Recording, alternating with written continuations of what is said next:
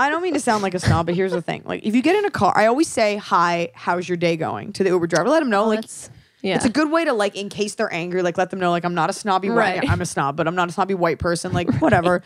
But you can tell, like, when they've been sitting in the Uber all day and they just want to talk. I had this guy, it was a cab driver. I always take Ubers to the airport, cabs home, because getting an Uber at the airport's annoying. Oh, I have a trick for that. What is it?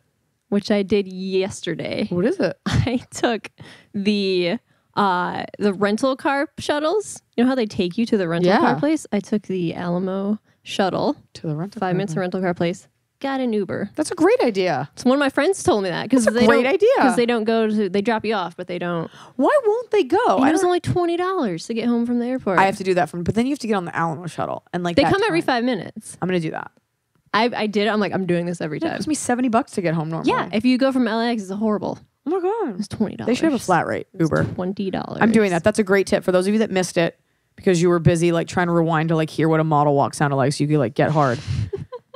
Take the shuttle, any courtesy shuttle to any of the things, and then you Uber from there. Then like pretend like, oh, I'm getting in my car. Oh no, I'm walking out to the street. I wouldn't even do the pantomime. I would double middle fingers. I'd be like, I tricked you. I'm getting home for $20.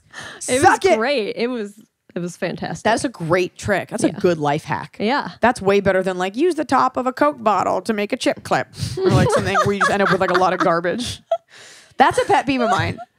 Okay, you know, like life hacks? Oh, yeah. Okay.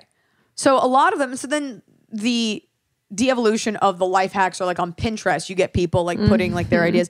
But really, unless you need it that badly, you just end up with like a lot of extra crap in your house. Right. Like you can use the inside of a Cheeto bag as a thermostat cover. Like Sky Mall stuff. I can't believe.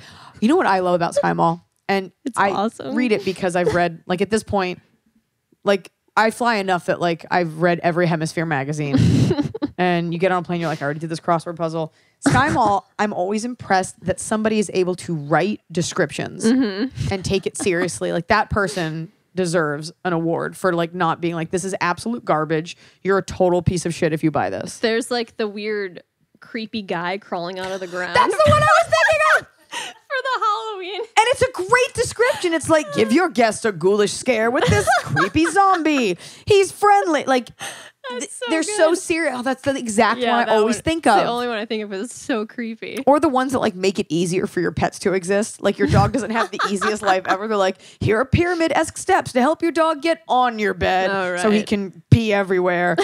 Or just there's so many things in there that like you would get and like you'd use it like once. There's an entire line of clothing for people named Bob. Have you seen this one? No. Is this new? I don't know. Is it new for fall? Everything's like, Bob's my man. I'm with Bob. And they're like, for that special Bob in your life. Or Robert. Everything is about a guy named Bob. I'm going to go. Will you Google it? Just look up like Sky Mall, things for Bob. I mean, what happens is now we're talking about Sky Mall and it's going to want to make me get into airplane pet peeves, which I think I steered this toward in every podcast. Only because I'm on planes so much. Everyone does. But can I just say this?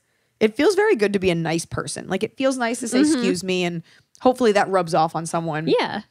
But I was at the airport yesterday. And one of my biggest pet peeves in this world is when somebody is looking at something and they make like a grand gesture about turning around. And they hit you. Like they need like a 50-degree turning radius or something. And they hit you. Exactly. Because my whole thing is I'm like, who turns like that? It's almost like ballet-esque. I know. Who does that? Who does that? And the other day, I think if you can see, not unlike the thing I was talking about in traffic earlier, were we recording when I was talking about the intersection? My riveting story about me at the intersection just now? I somewhat ran one of those arrow red lights, thank you. And I was stuck in the intersection, I was turning, and the car that had the right of way was like coming full speed at me. And it's like, there's no point in doing that. I have to get out of the intersection more than you have to come into it. Like granted, I'm in the wrong, but you speeding at me is not gonna do anything. Anyways, what was the point of that? The point is, I was walking toward one of the monitors that has the departure information. Right. You could see me coming. You could see that I'm looking at that. And this woman just kept walking, and I would turn around and she bangs into me. She goes, watch where you're going. Oh, like it's your into fault. me. And I blurt out, I go, okay, well, you banged into me too. Oh. And I start to walk away and I hear her chirp back at me. No, I didn't. And I was like, bitch, if you think I'm going to turn around and argue with a middle-aged woman on like you have another thing coming, I just kept walking. But I think there's like that moment where you're like, am I crazy? Am I going to throw my luggage at her? Right. Or do I let her just keep yelling and let her look stupid?